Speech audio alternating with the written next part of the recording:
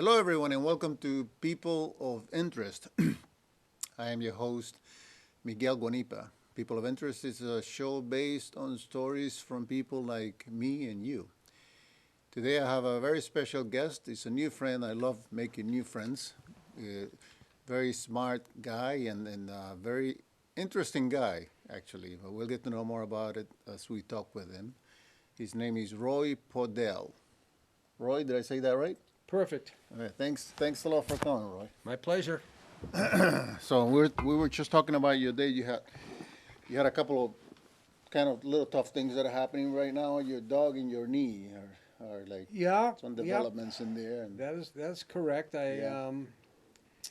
been dealing with a knee injury. your knee injury. I want to ask you first. Tell me how you got that. You got that through playing what? Playing squash. Playing squash. Okay. Yeah, And the second question that I want to ask you is, and you told me this the last time I met you. When were you born? I was born in 1947. Okay, so that makes I just you in September 30th. I just turned 72. 72. And you playing squash with like a 26, 27-year-old, I'll be a 40-year-old. 40-year-old. Okay, and that's pretty good. Sev Again, 72. 72. How do you feel generally, other than the knee, being 72? I feel great. Feel great? You know, I eat well. Yeah. All the time? You don't once in a No, I while? cheat. No, I'm a big believer in the 80-20 rule. 80-20 The rule. 80-20 rule. Okay, So that's like 80%. eat 80% bad 80 food and 20% good food? No, just the opposite. You're a comedian. Once in a while. I didn't know this I was going to be a try. comedy I try. show. I thought this was I- going to be a serious interview. I may throw something here and there. I don't- Okay. Some of the most serious things are comedy. That's absolutely But right. anyway, go ahead. So you're saying, So it all starts with good diet. I'm a big believer in eating well, yeah, and I pay attention to what I eat, but I'm not nothing extreme. have you just- always been concerned about your diet and what you eat, or is it something started later on in I life? or- became concerned about my diet in my 60s. Okay. Up until a certain time in my life, I could eat whatever I wanted, Mm-hmm. whenever I wanted, Wow. and I never gained weight. I always was, maintained a good physique. Yeah. But that changed in my mid 60s. Must have been my metabolism must have changed somehow, Yeah. and all of a sudden, I started gaining weight, and I went on a trip actually Yeah. to Sardinia. Sardinia. That's in where? Spain or something? It's an island off the coast of Italy. Italy. Okay. Okay, Sardinia. It's owned by Italy. It's part of Italy, but it's an island in the Mediterranean. And on that trip, we took pictures, and I saw what I looked like in the pictures, and I wasn't happy. Oh, so until you saw the pictures. That really kind of hit home. So I came back from that trip, and I said to myself, "Enough's enough. You know, I wanna get back in shape." And that's when I went on the very first diet in my whole life that I've ever been on. I really started watching what I was eating, Yeah. and I lost the weight. And at the same time, I also, in conjunction with losing the weight, I also got interested in exercise Oh, well, that's great. because they kind of go hand in hand. So what's kind of like your regimen of exercise? So going, exercise, working out. Yeah. So Do some weightlifting, wait, whatever. yep, a I little do. running I around? do. My exercise program basically consists of. Currently, it's changed over the years. I mix it up to keep it interesting. But right now, I do weights, what we call resistance training. I do cardio, and I do stretching, for flexibility. So a lot of stuff. So when I work out, I typically like to hit all three. Be some resistance, some cardio, and some in stretching. And Yeah. in conjunction with those things, I like to play. I play squash. I play pickleball. and I'm actually taking boxing lessons right now. Boxing. Boxing, yes. What, you speechless. Now I'm wondering, do you get hurt, or is the other Well, guy gotta really punch hard, or you gotta be careful, or Boxing, you can get hurt. yeah, You can get hurt. The when we actually spar, we wear the things, the helmets. Headgear. Yeah, yeah. teeth protection. Oh, okay. So, and I'm not sparring with people who are hitting that hard and really out to, like, kill me. Yeah. And I'm also sparring with people on my own level, not very good. These are people just learning. Yeah, yeah. If I sparred with a serious boxer, I'd get killed. Yeah. But You once in a while say, "Give me somebody a little level higher." well, so my, maybe I my can trainer, push my myself. trainer, sometimes will get going on me, and Yeah. and you'll get a sense of what it's like to be in the ring and really Wow. get hit. But Well, let's talk about something else. Since the time is going to be very short, believe me, as we talk. Okay. That's why I want to go straight to. Sure. The last time that you and me met, you told me something about how the '60s were a very pivotal decade because you were Well, in high school back then. So well- let's talk a little bit about that. the '60s was if you look back, where was I in the '60s? Well, I graduated high school in 1965. Okay. Yeah. I graduated college in 1969. Wow. So you were. So this, the '60s for me was the first time I was on my own. Graduating college, graduating high school, going off to college, and in my case, I went to McGill University, which is in Montreal. So for me, the '60s was the years where I was living on my own for the first time and in college. And the backdrop for the '60s was like a revolution going on in Yeah. America. How involved were you in that revolution? You feel that you were involved in that? I was not politically involved, but socially involved. It was a time of the hippie. Now I wasn't a hippie, Okay. and I wasn't kind of drawn to that extreme part of the movement. But I was at Woodstock. Yeah. So you talk about the Woodstock generation. I am definitely a member of the Woodstock generation. Some good music in there, huh? Oh yeah, it's interesting that you mentioned music because society was kind of fractured. There were two halves of society. There was, in one very interesting way that people broke the different groups up. Were the AM people and FM people. Okay, because the mid '60s were the first time that the FM radio stations became very big thing. Okay, and AM was mainstream. AM was more talk radio. AM was conventional. AM was top 40. FM was this whole different approach to playing music. And it was all freestyle, no programming. The disc jockeys were totally different, and so it was a time. You had the Vietnam War going on, a lot of protests, the sexual revolution. Marijuana was the first time that smoking marijuana, LSD. Mescaline, just a lot of experimentation. So it was a pretty turbulent time, in just kind of a just remarkable period in my life. So was The '60s ended up with me in '69, getting out of school. I had really no idea what I wanted to do. Yeah. And I ended up going off to Israel and living in a kibbutz for 2 years. What's a kibbutz? Can you explain to the people? A kibbutz is essentially a communal farm. Okay. They're very, very associated with Israel. It's based on the principle of pure socialism. The, the whole kibbutz movement was founded by Russians coming to Israel in the early 1900s. And the people from Russia who came to Israel, they were Jewish settlers Yeah. to settle. They weren't farmers. They were the intelligentsia. These were professors and doctors and very,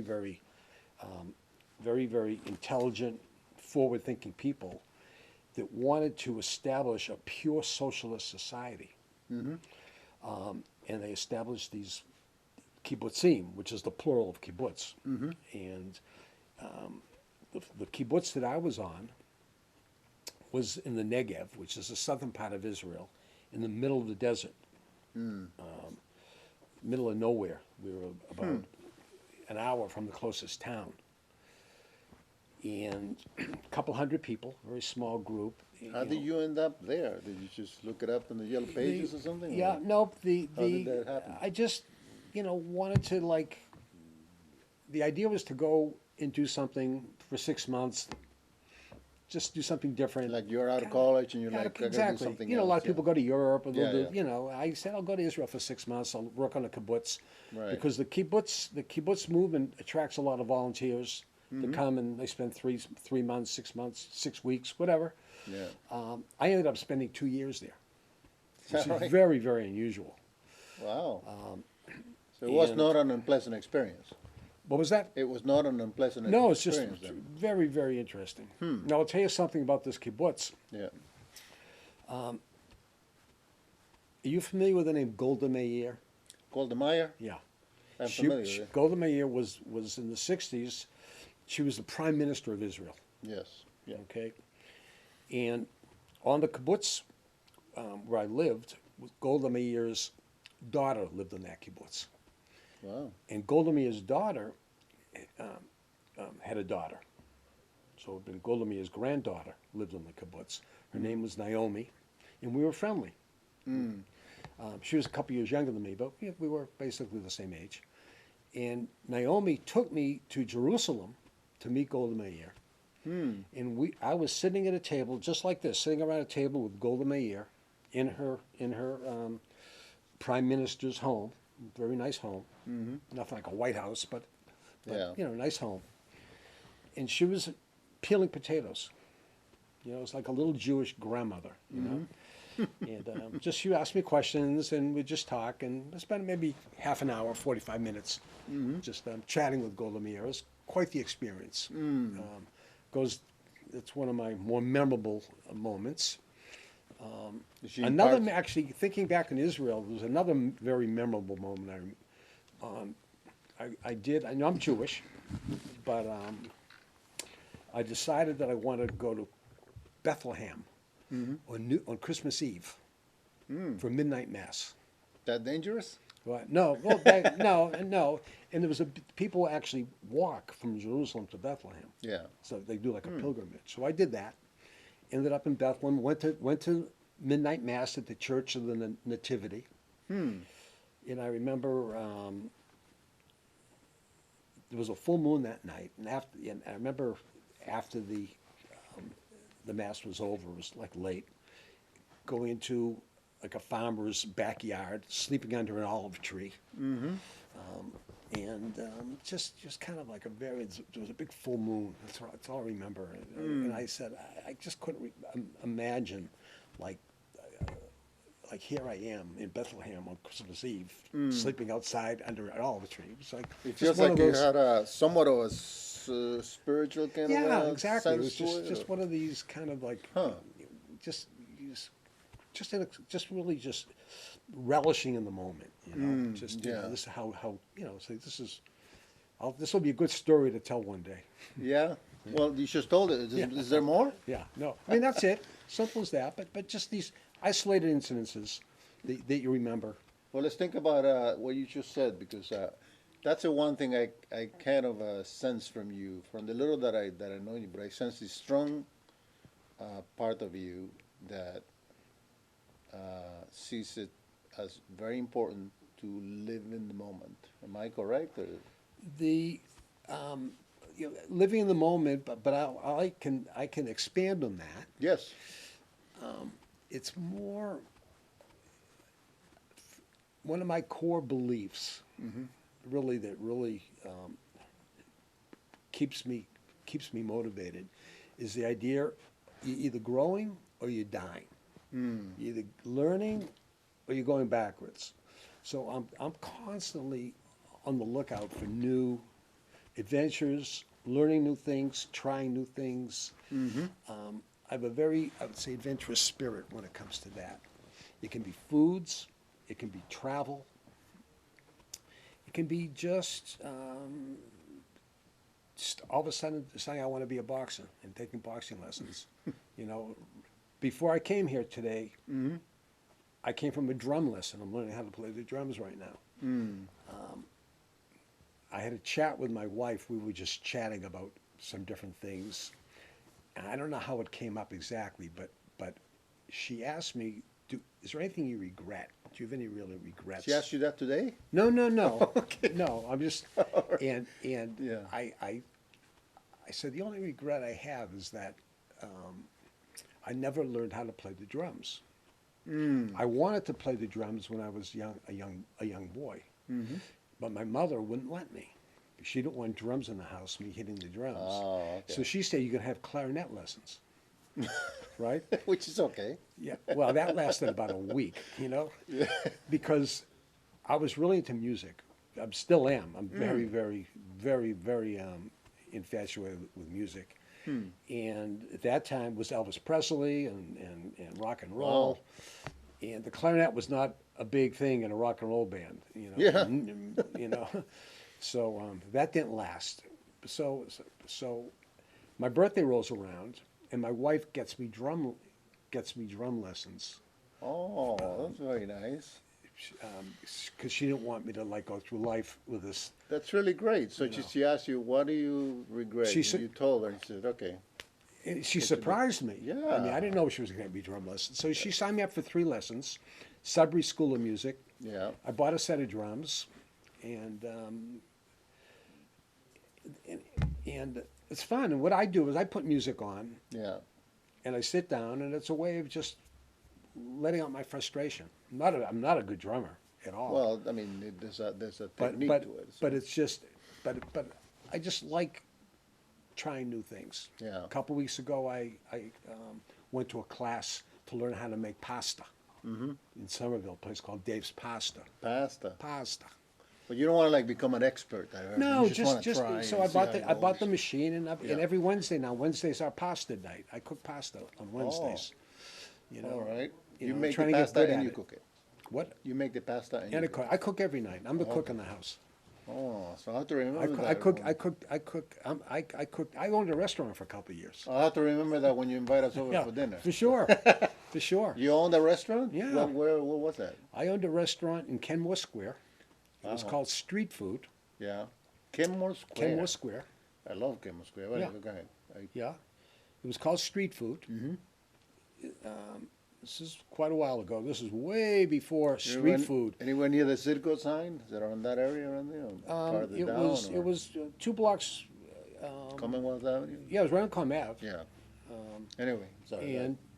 And I this one I was in the travel business for about 7 years. I was a tour director, and my job was taking people on trips all over the world. that sounds like it's not fun at all. So one week I'd be in Rio, the next week I'd be in London, next week I'd be in Hong Kong. I'm talking about when I was home, I wasn't working. My job was to be on the road. Yeah. And I'd take big groups out, take groups of 100, 200 people. These were charter flights. And we'd fly someplace. We'd pick up local staff. I wasn't a tour guide. I was in charge of logistics. Yeah, okay. And I did that for about 7 years, and I kind of got tired of that because it was a very kind of unique lifestyle. You're just Yeah. on the road the whole time. Yeah, yeah. And Were you married then? nope, wasn't married, Okay. and because it was almost I couldn't even form a real relationship because Yeah. I wasn't around. That's the downside. A to that lot of one, all the stuff. my relationships were like with women I meet on these trips. You know, like all these, you know, two You're like crossing an ships. international kind of a guy. Yeah, yeah. It was great. I was in my 20s. International man of mystery. Right, right. So I was in my 20s, Yeah. and it was great, you know. Yeah. And Sounds like fun. And it was profitable. I made good money. So that's how you got into the restaurant business? So then I gave that up. I literally couldn't do it anymore. I Yeah. just burnt out. And I said, how can I apply kind of some of the things I've learned over the last 7 years? And I'd never worked in a restaurant, never even been a busboy in a restaurant. I went Yeah. to it cold. Wow. So I found a location in Kenmore Square.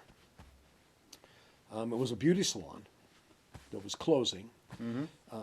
And I transformed it into a restaurant, put a lot of money into it. I had a house. I owned a house in Newton at the time.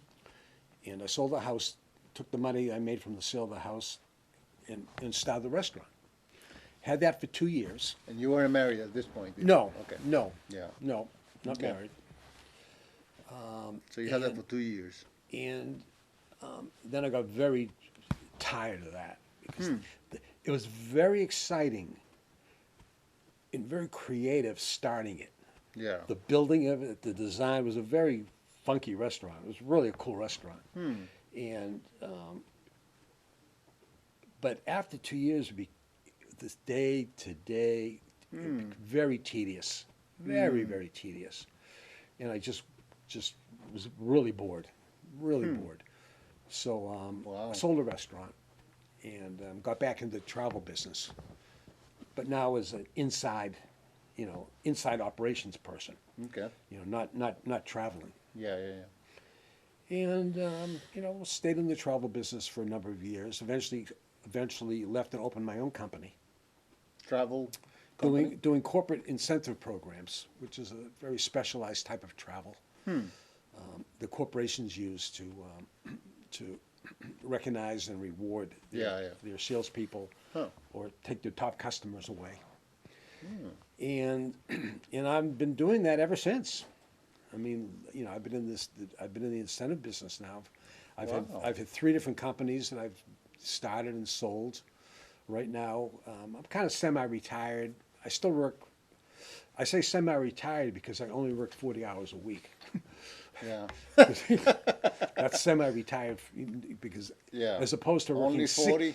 only 40, as opposed to working 60. You know, when I was really kind of cranking and trying to really build the business. Yeah. You know, so things have settled down, and I have my clients. I'm not really trying to add any new customers right now. I'm in a nice holding pattern. I would have got never some good thought that accounts. there'd be something, a business to that you actually cater to employees that are being rewarded, and Yeah, huh. it's a very, very interesting business because it's not just the travel. There's 3 parts to it.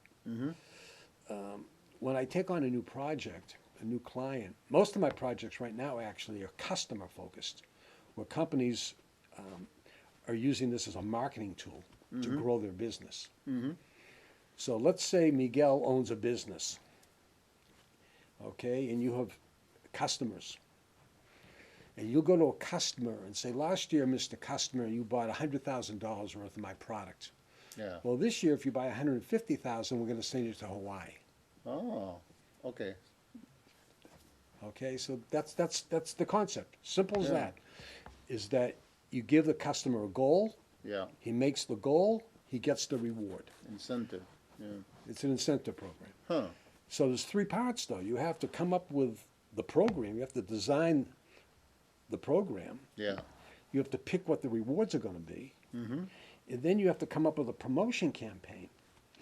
Because these programs basically run 9 to 12 months. Yeah. So what are you going to do over those 9 to 12 months to really stimulate business? You send out scorecards to that customer every month, letting him know how he's doing and how close he's getting. So there's a big promotional component. And then when it's all over, you got to run the trip. you got to operate. Like I'm bringing 150 people to Cancun in March. Mm-hmm. So those trips have to get planned. You need hotels. You need airline tickets. So you have some help, right? You're not doing this Actually, all on your own. I do it on my own right now. Wow. Yeah, yeah. That's- Because I've been doing it for so long. Yeah, you know what you're doing. I just know what I'm doing, and I have really good suppliers. That. You need an assistant? Yeah. Hey, sometimes I do, but not. You need a partner? Yeah, yeah. But it's the downside of this whole discussion is that I've fallen into what I call a comfort zone, Oh, okay. and that it's almost too easy now. You could get This is- bored. it's not bored. It's not challenged. Yeah. The business itself doesn't let me get bored because it's pretty interesting. Yeah, yeah. But Huh. but I can deliver a very, very successful program. Very Easier than the guy that's just coming in. yeah. and- Now again, I told you I have a knee operation probably coming up, Yeah. and the guy that's going to do my knee operation, he's probably done 1,000 of them, right? Mm-hmm. Hopefully he's done 1,000. Right. Okay, Hopefully. that's what you want. You want somebody, Yeah. because there's a learning curve. Yeah. Well, at this point, it's not that challenging for me. I had my right meniscus done, and the doctor that did my right meniscus doesn't even do meniscus anymore. He only does full knee replacements. Right. The meniscus is like too basic for him, Yeah, yeah. So it's kind of what the analogy I'm drawing here, going Yeah. a circular Yeah, yeah. route, is that Huh. I'm really in the back of my mind looking for like what's the next chapter, Yeah. like what's Huh. and that's one of the reasons why I've gone kind of outside the business, the boxing, the cooking, Mm-hmm. the athletics, just to kind of and especially the traveling, Mm-hmm.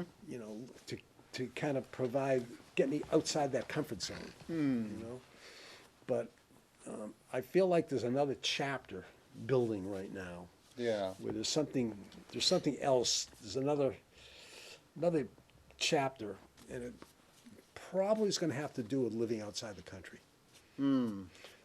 That's kind of like your guess, like that probably have to do something What outside the I'm country. thinking about now, Yeah. and it's not formulated completely, but I'd like to live someplace where I don't speak the language, That would be a challenge.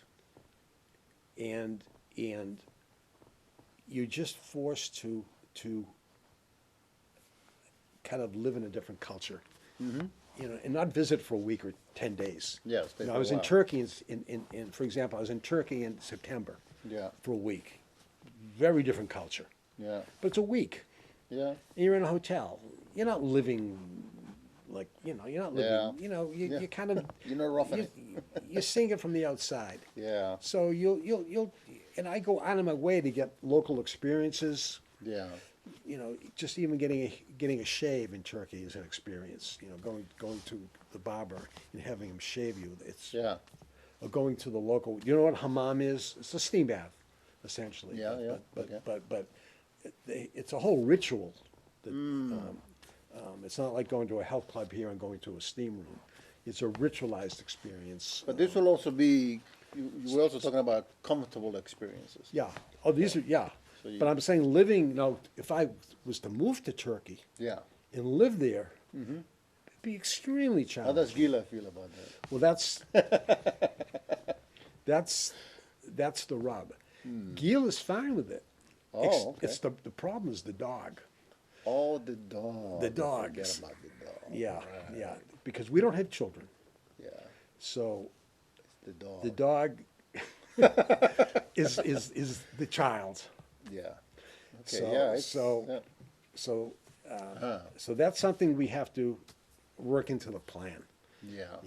So but I feel like somehow it's gonna. It's not that you can't bring a dog to a foreign country. Yeah. It's an additional though. But right now, I'm Situation. committed basically through 2020 Yeah. with business, because these programs that I do for business are done a year or two out. Yeah. So it wouldn't be for a few years anyway. But I have a suspicion that that's the next chapter of my life is at least 6 months living in a foreign country. So that's what it's looking like. Yeah, Like, yeah. I think that's kind of percolating. Yeah. Yeah, yeah. So now, it's interesting. You know what I think about? Uh, somewhat related, but it's just a thing that you told me the last time I saw you. We were talking to a mutual friend also, Barry, Sure. and you said, "Don't sweat the small stuff." Yeah. And then you said something else after that. It's all small stuff. It's all small stuff. Yeah. So- Well, it's true. Right. I mean, that's another guiding principle. Yeah. You know, if anything, my wife actually is almost sweats the small stuff. Yeah. That's all. That's kind of a little bit source of friction, because she tends to over. Opposites attract. So. Yeah, well, that's it. You know, so anytime there's a little bump on the road, Yeah. it has to be a pretty big bump for me Yeah. to like even like pay any attention to it. Right. But Gila, little bumps, Yeah. The big bumps. little bumps get under her skin. Yeah. And so one of the lines I use with her a lot is it life threatening? I mean, Oh, literally, start right if there. it's not life threatening, I don't want to hear about it. You know? Yeah. I mean, you know, and even with the dog, she's very, very upset now. Very, very anxious about the dog. You know, because he's has this limp and he's injured. Yeah. His stitches are out, and again, he's going to be fine. Mm-hmm. But she just is very upset that because she doesn't know when he's going to be fine. And she, Yeah, you know, yeah. It's like Different, the fear of the unknown. temperaments. Yeah, Different totally different temperament. But I'm wondering if your outlook of if it's not life threatening, for example, you go to that level where it would actually begin to bother you. So then, is that can you translate that to, or does that translate to your perspective of I need to find something. What I'm doing right now is only going to last for so long, and I really think that it's going to have its hand. I need to find the next thing. Yeah. So Well,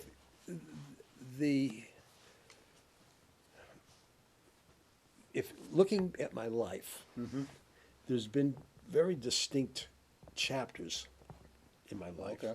Okay. And you know, you can start after college. Good time to start. It's kind of you're now out of college and you're in the real world, right? Yep. Well, the first thing I did was go to Israel. That chapter, 2 years, very, very chapter. It had a beginning and an end. Okay. Next chapter was coming back from Israel and becoming a trip director. 7 years, Yep. traveling the world as a trip director. yeah, Beginning and end. Next chapter, owning a restaurant. that was 2 years. 2 years. Yeah, Okay. Next chapter, selling the restaurant and getting involved in the incentive travel business. Because Right. when I got back into travel, it was with a company that did incentive travel. That's why I learned the business. Okay. And that was about 4 years. okay, Next chapter, starting my own business. And that was a big chapter because that was like 15 years. You know, taking a business from its inception, and I had a partner, the two of us. We grew it from just the two of us, and when I sold out to him. We had about 25 employees. We were a pretty good. We were a big company for in our industry. You know, we were, you know, one of the largest regional companies in New England. That chapter. Next chapter after that was what do I do now? First thing I did was I took off 8 weeks and went to Asia, went to Bali and Sumatra, Thailand. We just traveled because now I had sold the business and I was free. Came back and I started another business. Next chapter. another business. yeah, doing what's called adventure travel, Okay. if you know what adventure travel is. And that was not groups, this wasn't corporate now, this was individuals. You know, sending people on these rafting trips and hiking trips and biking trips and you know, diving trips. That was called, company called Global Odysseys. Sold that company. Started another company. Each one of these things is like Yeah. a chapter, Yeah. okay? So that brings me to where I am right now, you know, and not to give you every chapter, but there's been very distinct, as opposed to somebody who gets a job, they work for the company for 35 years, and they retire and they Yeah. go to Florida. You know what I mean? There's been very, very distinct periods of my life. So are you gonna go to Florida or what? Yeah, no, I'm not a fan of Florida.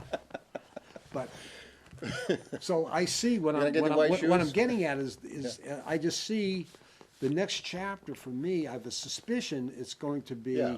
living in a foreign country. So you're thinking probably it's gonna have to do with traveling also. Yeah, yeah, because So yeah. are and you prepared for it to be something else? well, if I stay, no, I mean no, it's the only thing that really interests me right now is living in a foreign country. That's really what I want to do. Right, but here's the thing. Here's the thing. If you want to be, I'm guessing, if you want to open the door to a challenge that will just throw you off for a loop, which is kind of what I'm hearing. Yeah, right. You kind of want that. Yeah. Eh, eh, could it possibly be something that has something to do with nothing that you're familiar with? I mean, if something came up, I mean, I'm open. You know, Yeah. if something appeared on the horizon, Yeah. it's I don't it it could it wouldn't be I don't s- it wouldn't be business related. Yeah, want yeah. to I don't want to start a new business. Yeah. So it could be in the nonprofit sector. I'm open to that, Right. and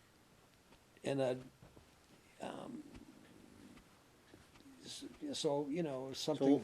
So what I'm kind of saying is I'm trying to, like, as we talk, I'm trying to see if I can say, completely forget who you are, Roy, and don't view, what if you were not to view the next chapter as something that has any relation with every other chapter? Almost like a new book, let's say. Right. But this would be a new living in. I mean, the only other time that I lived in a foreign country was in Israel Yeah. for 2 years, and that Right. was and that was pretty intense. Yeah. So as far as you can see right now, the possibility of what's in your mind materializing itself will be something like, oh, living in a foreign country. That will be quite a Yeah, I think that would it would be just a interesting experience in terms of just really being exposed to a different culture. As living in Framingham, the day to day, it's kind of it's nothing very exciting. yeah. It's a cool place. Yeah, but I I'm work there. saying, my life is pretty much just it's a routine. Yeah, And yeah. I just want to break up the routine. I get it. I get. I mean, I hear you. You know, I do it all. I do it by I go on a vacation for a week. You break it up, but it's a week. You come home, you're back to the same old thing. I want to do. No, I get lots of my friends actually go to Florida for the winter. But that's like That's just gonna be like another that's routine just kind of a that's what thing. I'm saying. Yeah. Going from Framingham to Boca. Yeah. It's just the same strip malls, same everything. It's just Okay. warm. Basically, just changing the weather. What about your focus? I don't know how to define this, but let me think. Let me see if this defines what the question that I'm trying to ask. How about your positional focus? If that changes, what I mean by that is the idea that comes to your mind in terms of, okay, let's do something that will break the old routine and give me something new that I can be challenged and learn something. But the positional focus that you have is outside. You're going out somewhere. Right. Now, let's try going inside a little Right. bit. How It's do you- funny. It's really funny that you mention that because what I'm the thing that pops into my mind right now is meditation, Yeah, okay. and I've been interested in meditation for as long as I can remember, years and years and years. And it's always something, and I've tried it. I actually took a course in meditation. I have a mantra. This was with the Maharishi school of meditation, but I've never been able to really do it. I've read about it. I know about it. I'm interested in it, but it's something that Never never- quite, I've never been able to really develop a practice for it. You know, so Yeah. that mean that's the thing that popped into my mind. Yeah, yeah. When you said, "Don't why run off? Go inside, not Yeah. outside."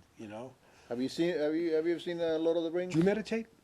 No, No. not in the sense that I think that a lot of people mean it. But Yeah. we can go back to that in a second. I just wanted to ask you, you've seen Lord of the Rings, right? Have you seen it, Lord of the Rings? No, I haven't. Okay. Well, there's one scene that's just an interesting scene where Frodo, the main character, he's going on a journey, Right. and so him and his friend are going on the journey, and they get to this line where they stop, and they say, Frodo, the main character, says, "The next step we take is going to be where we've never been before, because this whole land that we walked, we've been there, Right. and from this point on, It's all new. it's all new." And it's kind of like a sense of wonder, but also a sense of a little bit of fear, a little trepidation. That, Yeah. oh, we've always walked these grounds, but we never stepped past this line. Yeah. So the next line, And that's Anyway. but that's how you grow. yeah, You can't grow in your comfort zone. You need stretch. I think you always want to set goals and be growing. And anything that really good happens involves a little bit of discomfort. I mean,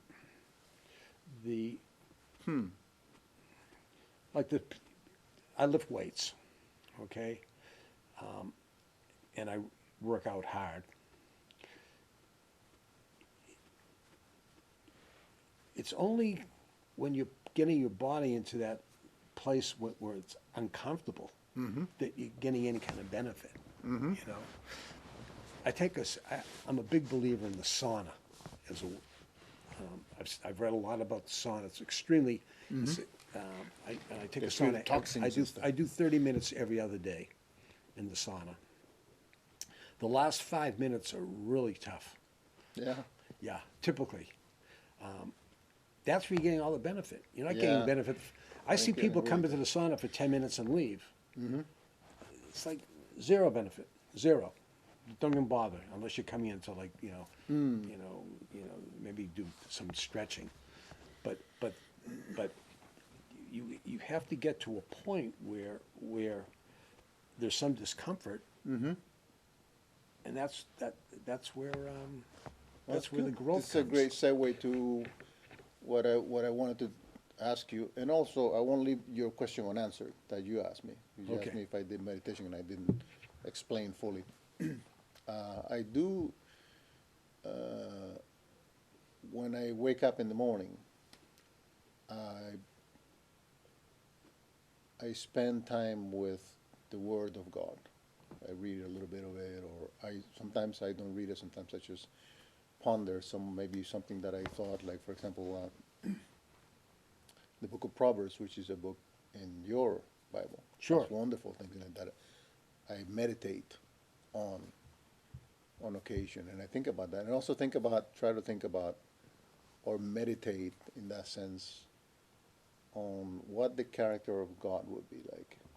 What is his character like? And I mean, the only information I really have that I know of will be the Word, but I do. That's the type of medication. Right, okay, yeah. And I try to.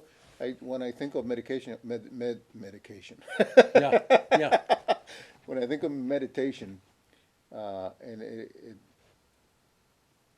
I try to think of something that is real. I try not to think of it because, and speaking of feeling uncomfortable, if you were saying that unless you feel at some point some type of discomfort or something that is not that easy, then at that moment is when the good stuff is coming. And sometimes to seek to be in the presence of God, sometimes can begin to feel uncomfortable because you begin to ask questions. I feel that you're being asked questions of yourself that you have to kind of like be honest and answer it. And it's just you and God. So that Yeah. in that sense is the way Yeah. that I do Yeah. meditation. So Okay. that's the answer Yeah. to your question. The yeah, sometimes there's a lot of different. There's a physical discomfort. Mm-hmm. You know, sitting in a sauna for 30 minutes, or you know, Yeah. you know, Well, here's the thing doing also. push-ups. You're talking about kind of a spiritual discomfort. Yes, yes. And I want to also, the segue was because you said you tried meditation, but it was kind of never really get into it. And I think that you're in a unique position as a Jewish person to like seek out from that from your own scriptures how to do meditation on that, how to what to spend time with that on your own time, and find out maybe one of the questions would be that question: what is the character of God like? Imagine that for a second. Imagine you're trying to think of what the character of God would be like. That'll fill you up Yeah. in your mind for some time, no? Don't you think? The actually, I do think about that sometimes. Yeah. Well, I ponder the question of God being, is there a God? I mean, the basic question is there, obviously you believe in God, okay? I think about that, and I think about it in terms of when the human body. The human body, and maybe this is right on the top of mind because I just yesterday finished a book. The name of the book was called The Body. It's by an author called Bill Bryson. I've never read anything by him, but I know he's a very, very well-known author. Yeah. And every chapter of the book is on a different part of the body.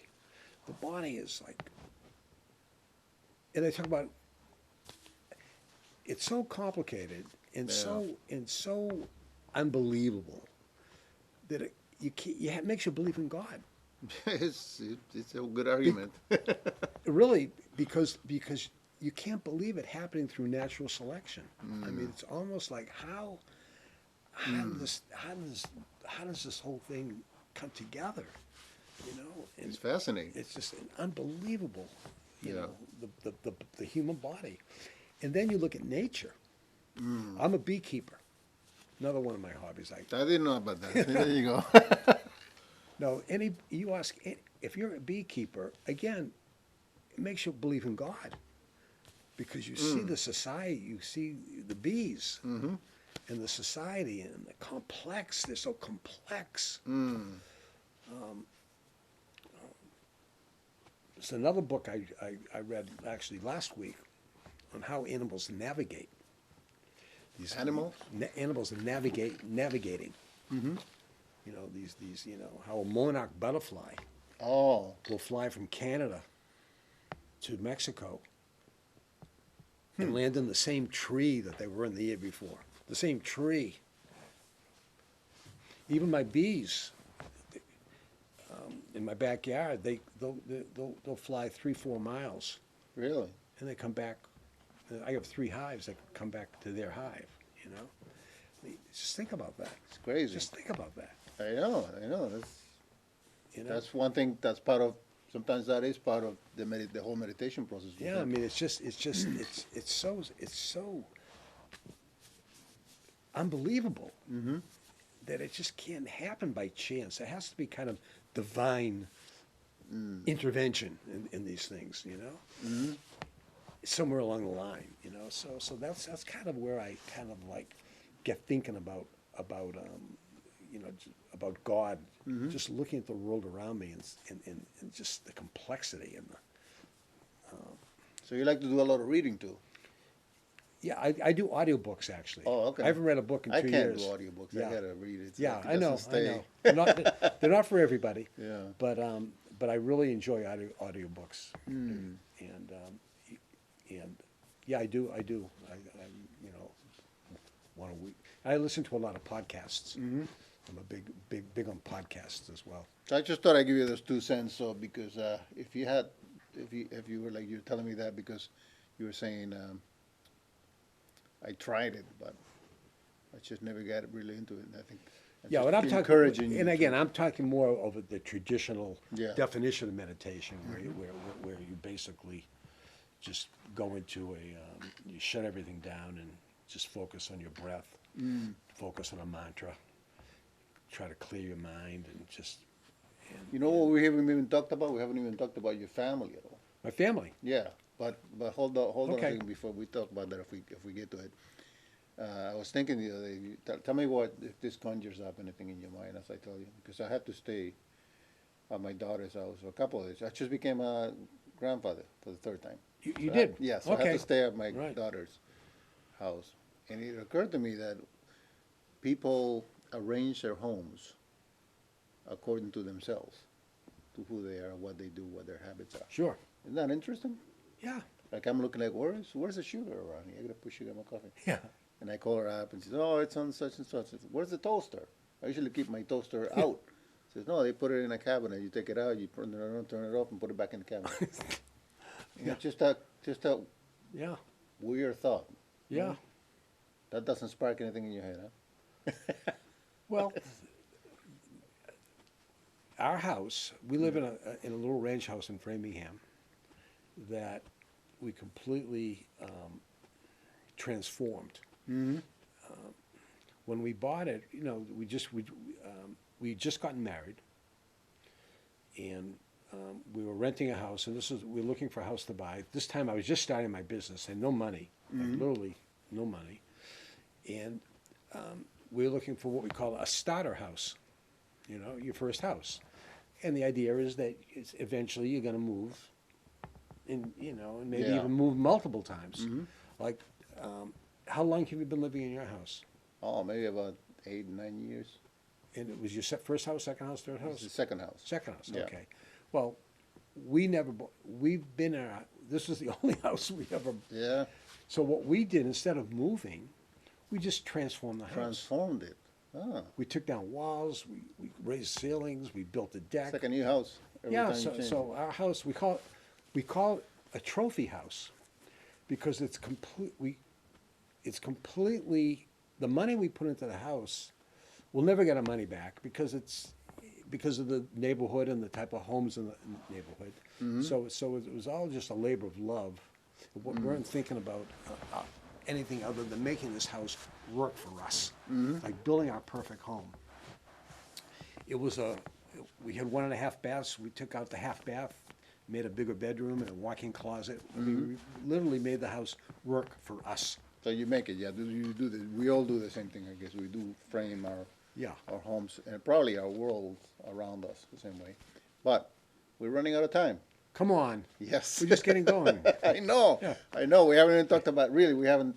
We haven't, I know, just. But I do want to ask you a questions Okay. in closing because Sure.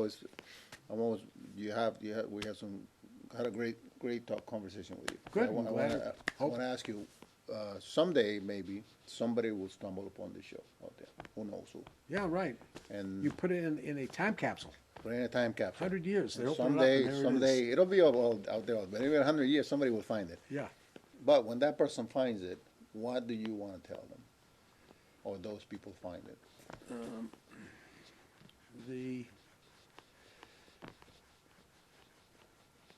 I have a motto.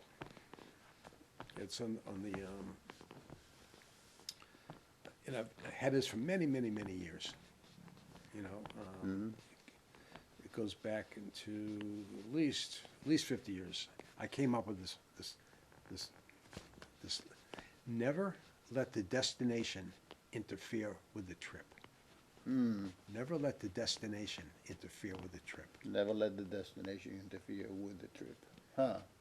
Do you know what I'm saying? Do you know what that means? Well, you're What saying. does that mean to you? You're saying enjoy the ride and don't worry about, what the destination is or whether you're gonna anything else, but just enjoy the enjoy the moment, kind of like you were saying. Yeah, The important thing is you want to have a destination. yeah, yeah.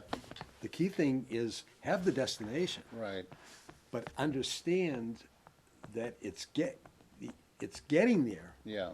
is the essence of That's life. that's You yeah. should always have a goal. You should always be thinking forward, always moving ahead. But living in the moment. That's that. I'll leave you with those Great. words Great. of wisdom. Well, thank you very much, Roy, for joining me, and we had a great time Good. talking with you. We might have to do it again sometime. Talk Hey, about other things. part two. And we'll see you again Part two. next time. Part two. We'll see you again next time when the next person comes in and shares their story. Okay.